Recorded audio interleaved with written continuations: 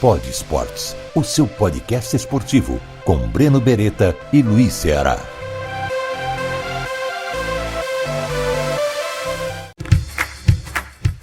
Espera só mais um pouquinho que o Pod Esportes já vai começar. Você gosta de café? Sabia que depois da água, o café é a bebida mais consumida no Brasil? O café da Serra da Canastra é gourmet e tem um sabor todo especial. Você não precisa sair de casa para comprar. Entre no site cafedaserradacanastra.com.br e peça já o seu. Entregas em todo o Brasil. Agora, aproveite o podcast e, de preferência, com bom café.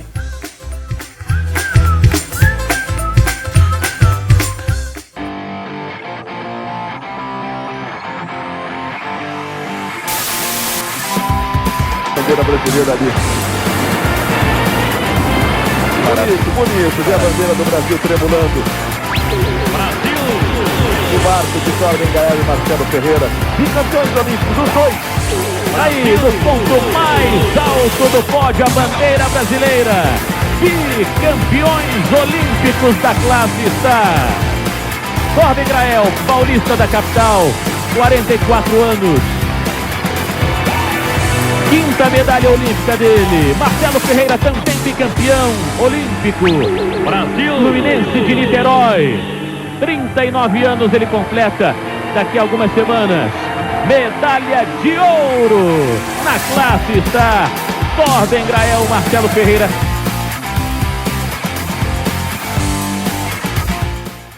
Bom, começando mais um Pod Esportes, podcast esportivo que eu e o Luiz Ceará criamos para falar com grandes nomes do esporte, né? Atletas, ex-atletas, treinadores, ex-treinadores, jornalistas. E hoje a gente tem aqui o maior campeão olímpico brasileiro, junto com o Robert Scheid. E além de um atleta campeão, hoje ele é um grande treinador e a gente tem uma honra muito grande de trazer um cara que tem no DNA, né, no sangue, o esporte correndo nas veias, Ceará. Não, é verdade isso aí. É verdade isso aí que você falou, porque o Torben Gael é um velho lobo do mar, né? Um cara que, muito novinho, já ia para a água com o avô dele, um cara que não é que caiu dentro do barco, não, é que caiu nessa situação. Ele veio muito de baixo, veio num aprendizado incrível e maravilhoso com todo tipo de barco, né? Principalmente no início com o barco do avô dele. Trabalhou muito, né? Treinou muito na vida, não é simples. Quem vive do esporte sabe o tamanho do negócio que é treinar em qualquer atividade do esporte, treinar muito, né? Se especializar muito e ter, né?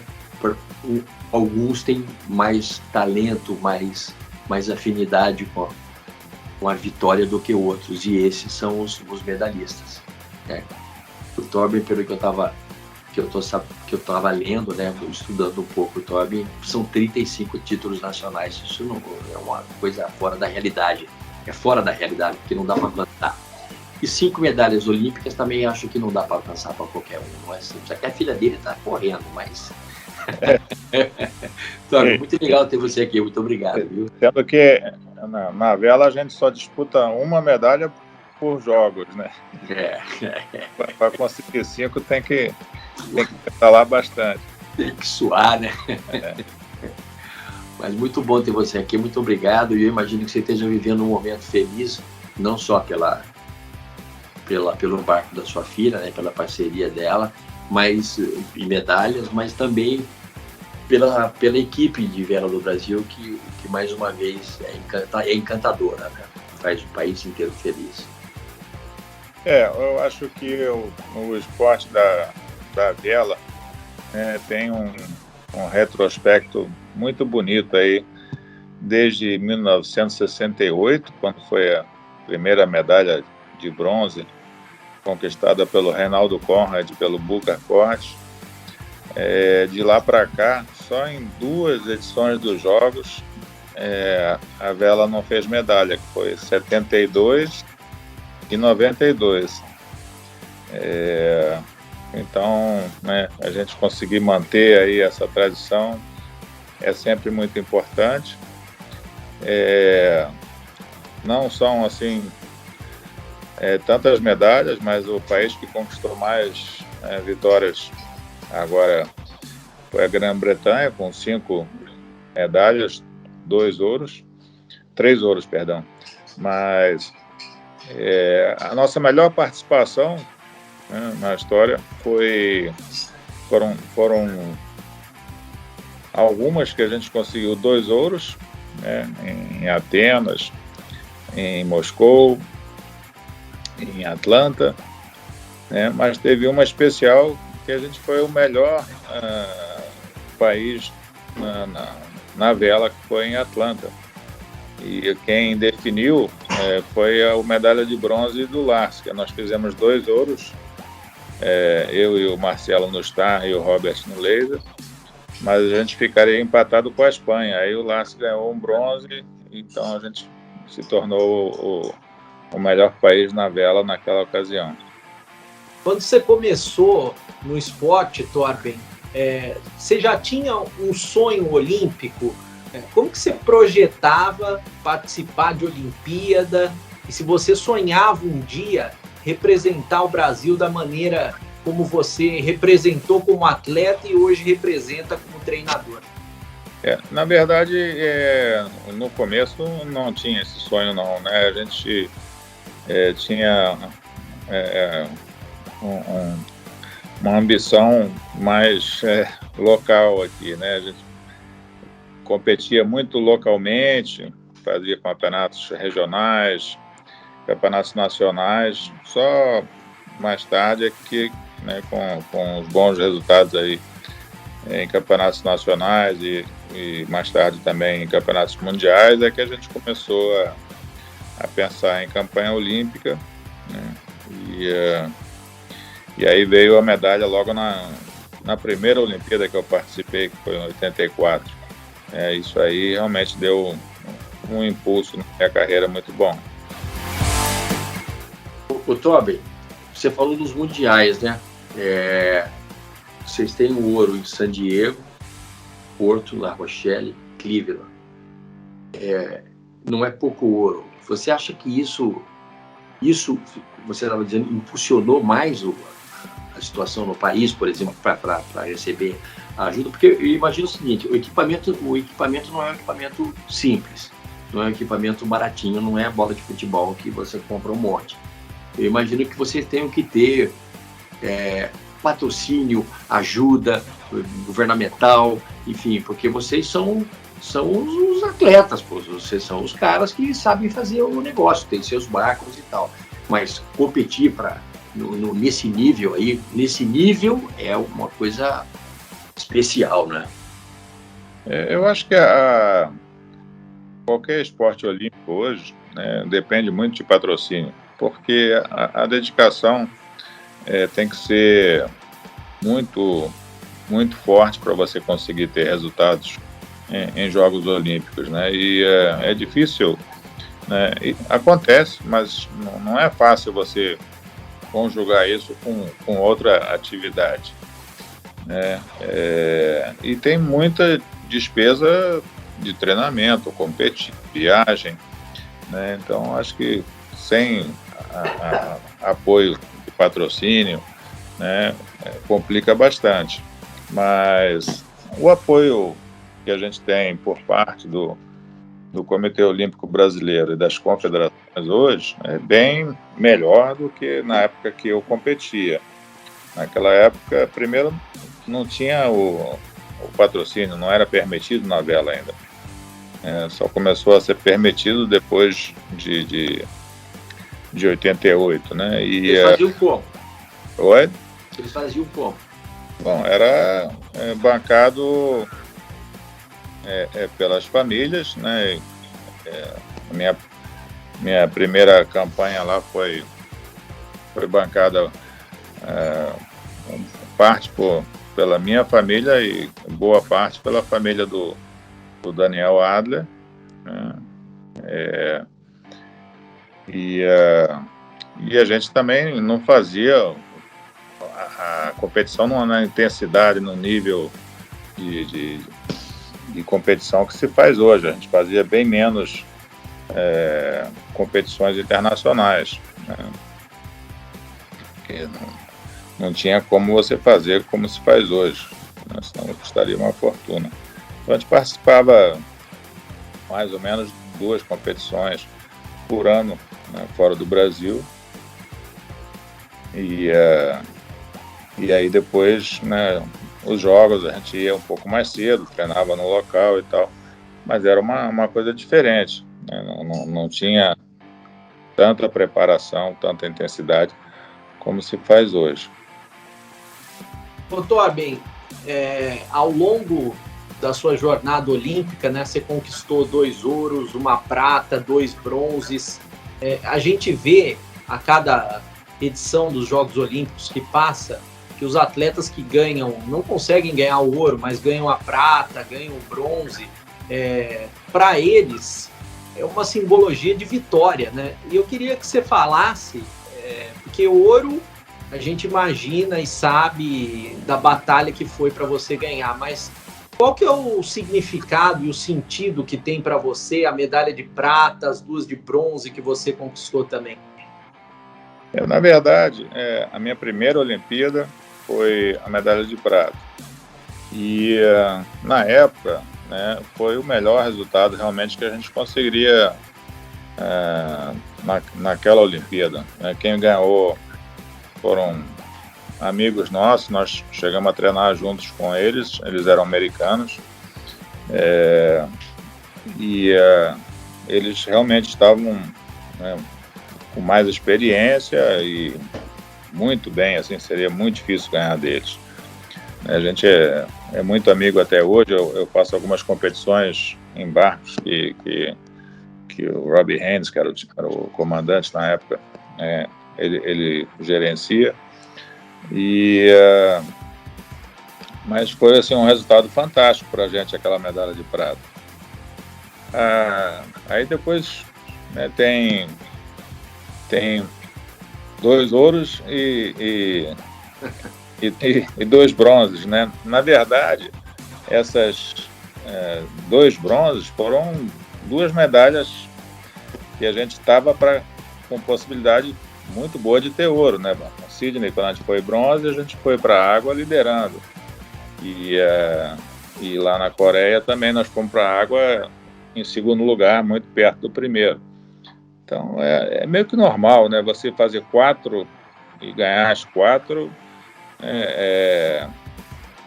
assim, não é fácil. Então você de 4 que você teve chance, ganhou 2, perdeu 2, ainda ficou com o bronze, tá de bom tamanho. O que define nessa hora? Você sai para um segundo lugar, na outra você sai. Tá? O que define? Porque a gente está falando aqui, Torben, né, numa entrevista que vai ser vista por milhares de pessoas, porque as pessoas de repente encontram ali uma entrevista que eu estava, opa, vou assistir, né? É um podcast, é uma coisa que você sabe o que é. E as pessoas não sabem, como eu também não sei. Eu pergunto coisas que eu não sei, né? Que é a nossa base de ser jornalista, é pergunta, entende? Principalmente porque quando você não sabe nada sobre esse assunto, é uma maravilha você ouvir. Então eu pergunto aquilo que eu gostaria que as pessoas perguntassem. O que define nessa hora? Porque a gente viu agora o ouro da sua filha, como chegou a prova de natação no mar da nossa medalha de ouro, que ela chegou no pau, o peixinho pulando para cima, ela chegou. O que define nessa hora? São às vezes, pequenos detalhes, né? No caso da Olimpíada de Sydney, por exemplo, a gente foi para a última medalha, a última regata liderando, mas a gente queimou a largada da última regata. Aí acabamos perdendo lá a possibilidade de ficar com ouro e ficamos com o bronze. A gente estava disputando entre 3, o inglês, o americano e a gente. E a outra, né, a gente estava liderando bem a competição eram 7 regatas na época, a gente estava liderando bem até a sexta regata. Na sexta regata a gente quebrou e não conseguiu completar a regata, e aí fomos para a última, disputando com o americano, né, só que ele estava na frente um pouquinho e o inglês estava bem atrás, mas ele tinha possibilidade matemática. Aí acabou, né, o americano fazendo uma marcação, porque ele entendeu que só perderia para a gente, e ele acabou ganhando da gente, mas perdeu para o inglês, né? O inglês foi ouro, o americano foi prata, a gente foi bronze. Então são coisas que acontecem também. O que mais casou na sua parceria olímpica para ter tanto sucesso assim?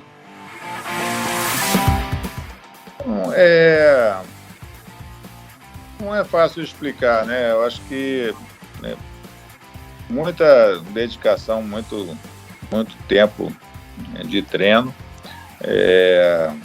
uma base bastante sólida técnica, que foi passada pelos meus tios, que foram para 2 Olimpíadas, foram para 68 e 72, e foram tricampeões mundiais lá na década de 60, né? Eles conhecem muito de vela e passaram muito conhecimento para a gente, assim, que ajudou muito a gente, né? Isso aí, sem dúvida, ajudou muito.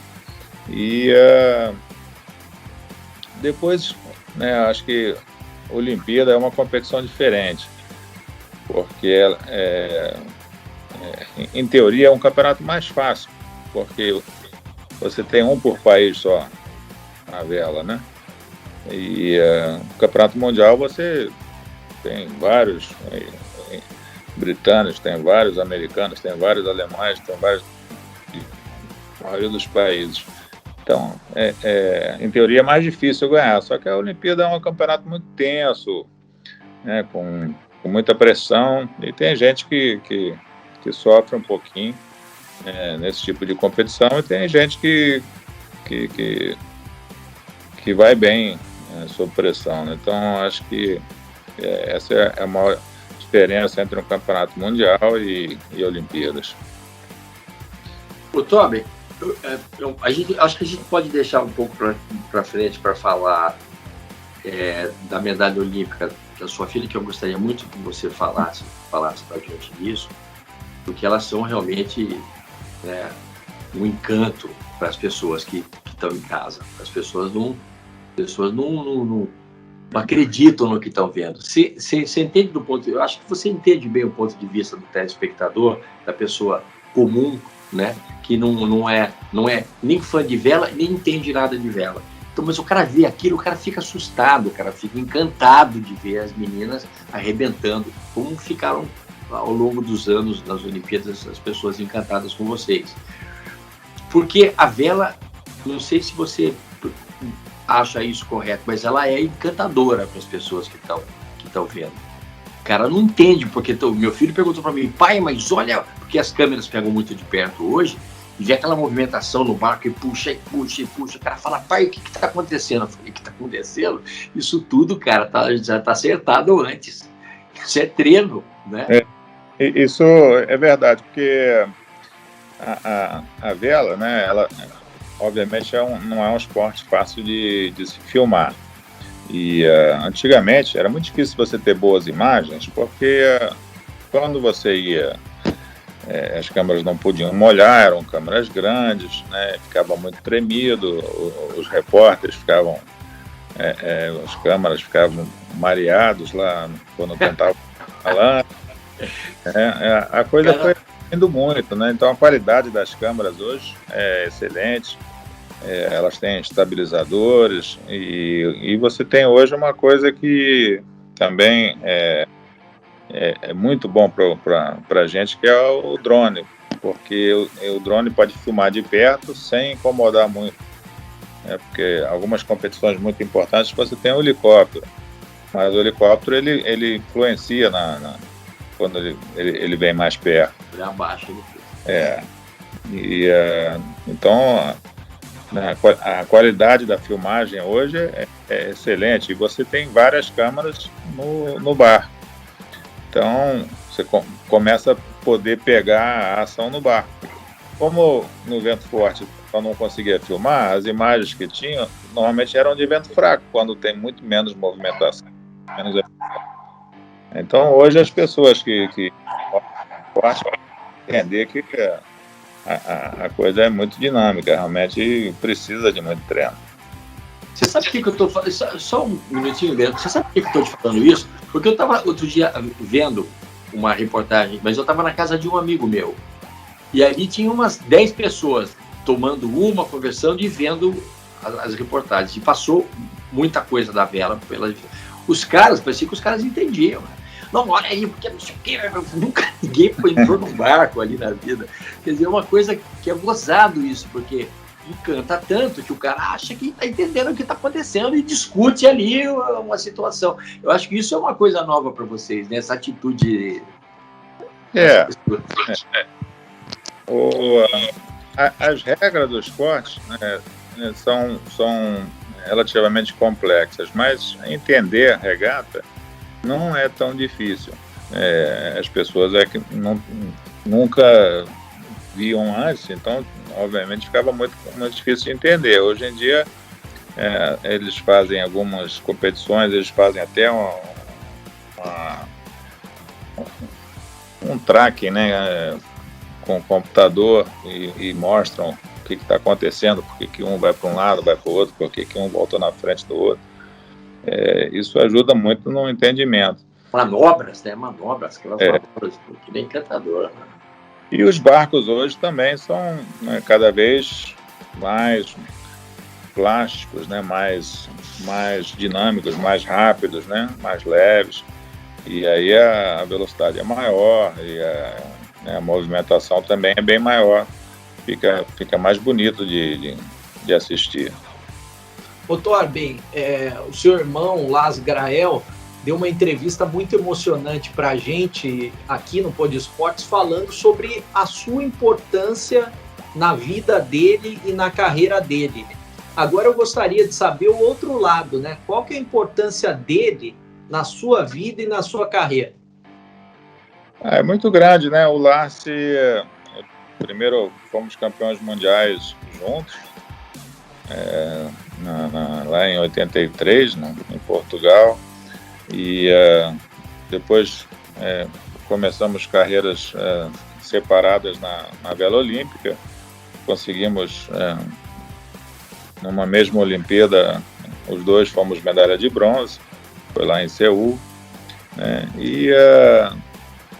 E aí depois o Lars teve um papel importante também na conquista da medalha de bronze lá em Sydney, que ele foi como chefe de equipe lá, e também em Atenas, né, que ele, além de chefe de equipe, foi como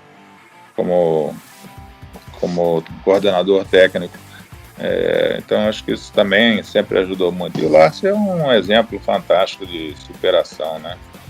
E todos nós, né, assim, temos um respeito enorme por essa atitude, essa superação dele. E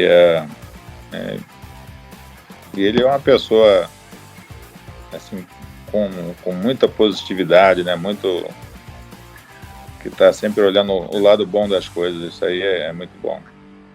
Ele mostrou uma alegria muito grande aqui falando com a gente, cara. Eu fico impressionado. A gente conhece a história toda, a gente fica impressionado, né? Com isso que você falou, dele ter superado a situação de uma forma tão importante para o ser humano. É um ser humano especial, não é uma pessoa comum, não é uma pessoa, né? Não é um ser humano especial, né? Por tudo que ele fez, né? Por ser um atleta, né? Por ter sido vitimado, por ter colocado isso numa caixa e vou pro pau e vou embora, né? Porque a vida, a gente sabe que um ser humano especial, ele se tornou um ser humano especial também por isso. Então, eu queria que você falasse um pouco para mim para nós todos, né, para nós ouvirmos, um pouco dessa, porque senão a gente nunca mais vai parar de falar com você hoje, não sei se você sabe disso. Então a gente está meio que encaixotando as coisas para poder falar um pouco de tudo. Eu queria que você falasse um pouco desse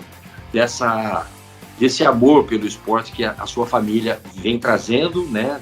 Imagino desde o seu avô, ou talvez até antes um pouco dele, e chegou agora na sua filha, né? Chegou na filha de um amigo, chegou um amor maluco por essa vela que acabou virando títulos e medalhas olímpicas, né? Que se falasse um pouco da sua filha. Eu acho que quem iniciou a tradição da família no esporte foi meu avô. Meu avô era dinamarquês, que veio para o Brasil no início do século passado para fazer uma obra de engenharia, se apaixonou pelo Brasil, se estabeleceu aqui e começou a praticar vela aqui no Brasil. E eu acho que a Baía de Guanabara é sempre maravilhosa. Naquela época, acho que era mais, ainda muito mais, né? Com águas limpas e acho que era uma condição assim muito bonita desse nossa Baía de Guanabara. E é um esporte que é assim muito agradável, né? Você tem vela de todos os níveis, né? Obviamente ele fazia uma vela muito mais lúdica, né? Fazia algumas regatas locais, mas uma coisa assim bem sem pretensão, né? Mas passou essa paixão para os filhos, né? E aí meus tios foram tricampeões mundiais, foram campeões pan-americanos, foram para 2 Olimpíadas. E quando nós começamos, né, a acompanhá-lo lá nas velejadas no barco dele, depois ele deu os primeiros barcos que a gente começou a competir. E aí depois a gente aprendeu muito com os tios também, né? E aí essa interação entre as gerações assim ajuda muito, né? E como você está num clube aqui que gira muito em torno do esporte da vela, né? É normal assim a garotada se interessar também, né? Porque é um esporte muito prazeroso, né? E você tem, né, além dos barcos de competição, a gente tem barcos de passeio, barcos de cruzeiro, né? Eles acompanham a gente, né? E aí vão pegando o gosto pelo esporte. Aí a competição é uma coisa pessoal, tem gente que realmente, né, tem essa veia de competição muito forte, tem gente que curte o esporte, mas sem a necessidade de competir, de se dedicar assim, ao esporte como uma profissão, como se faz hoje, né? Então, acho que é um esporte que você pode praticar, né, a vida toda, que tem uma variedade imensa, né? Eu fiz America's Cup, que é as competições mais importantes da vela. Fiz duas regatas de volta ao mundo, uma com barco brasileiro, né, com o Brasil 1, que a gente foi terceiro, depois ganhei com uma equipe sueca. Então tem assim um horizonte muito grande de competições, de tipo de competições que a gente pode fazer, né? Isso é muito interessante no esporte. E como que foi para você se tornar treinador da vela, né? Porque imagino que agora você passa toda a sua experiência, tudo que já aconteceu de bom ou de ruim, e justamente, né, não só para a equipe, mas principalmente para a sua filha, né? Essa emoção, que eu imagino que são duas coisas simultâneas, né? Você tem que trabalhar com a emoção da família, da sua filha, de ver sua filha ganhando, e também, ao mesmo tempo, passar o profissionalismo. O que acontece é que, né, eu fiz, como como atleta, como velejador, fiz 6 Jogos Olímpicos. Então você vai juntando muita experiência. E você passar um pouco dessa experiência para as novas gerações, né, eu acho que é uma coisa importante, né, que ajuda eles a também trazerem bons resultados. Se você simplesmente parar, e aquilo tudo vai se perder, né? Então acho que é importante que a gente dê essa contribuição para as outras gerações, né? E eles também lá na frente. Acho que é importante na preparação, nos momentos difíceis, né? Então isso a gente pode dar alguns conselhos que às vezes ajudam. E essa emoção, tanto do ouro aqui no Brasil quanto lá no Japão, da Martini e também da Carrena, você sentiu uma emoção igual ou maior de ver sua filha no ponto mais alto do pódio? Não, aí a emoção é muito maior, né? Na verdade, a gente, quando está competindo, né, si próprio, você está envolvido ali na competição, focado e tal, e assim, a emoção ela vem depois que acaba a competição, né?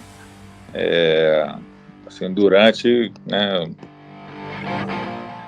se você deixar chegar muita emoção, até acaba atrapalhando, mas quando você está de fora assistindo, aí é diferente. A gente acaba se emocionando mais. Seu coração chegou a quase parar?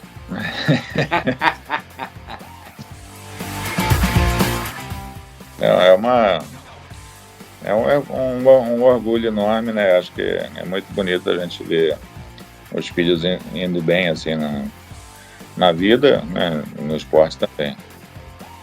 Você chegou a falar alguma coisa especial para ela antes ou depois da vitória? Porque ela ganhou um ouro, então eu imagino que seja uma coisa muito louca, né? Na cabeça do pai. Nossa. Porque tudo bem que você é o treinador e tal, mas você é o pai dela, né? Mas ali na hora da competição, né, aí você está realmente como um treinador. Ela tem um treinador específico, né, delas, que é um espanhol, Javier, muito bom. E tem também a Marta, que ajuda elas aqui no Brasil. Mas eu, né, nessas regatas finais, eu acabei indo junto com o Javi, dando apoio lá. Mas ali elas estavam bastante bem preparadas já, e acho que elas funcionam muito bem ali São 2 regatas muito difíceis que elas fizeram, regatas finais, porque estavam nas 2 ocasiões vários barcos com a mesma situação de pontos praticamente, então poderia ter várias combinações diferentes de resultado. Felizmente, né, 2 vezes que a gente trouxe um resultado muito bom para o Brasil. Projetando um futuro, Torben, você acha que tanto a sua filha, Martini, quanto a Carrena, elas podem igualar ou superar, não só em Olimpíadas, mas em outras competições também, tanto seus feitos quanto os feitos do Robert Scheid? Eu acho que cada vez fica mais difícil, porque os barcos cada vez são mais atléticos. Eu acho que fica cada vez mais difícil você ter essa mesma longevidade assim, em competição. Não é impossível, é claro, mas os barcos com os quais eu competi, né, um barco de quilha, barcos mais pesados, onde as coisas funcionavam com um pouco mais de tempo para você raciocinar e tal. Hoje a coisa é muito dinâmica, muito atlética, complica um pouquinho, né?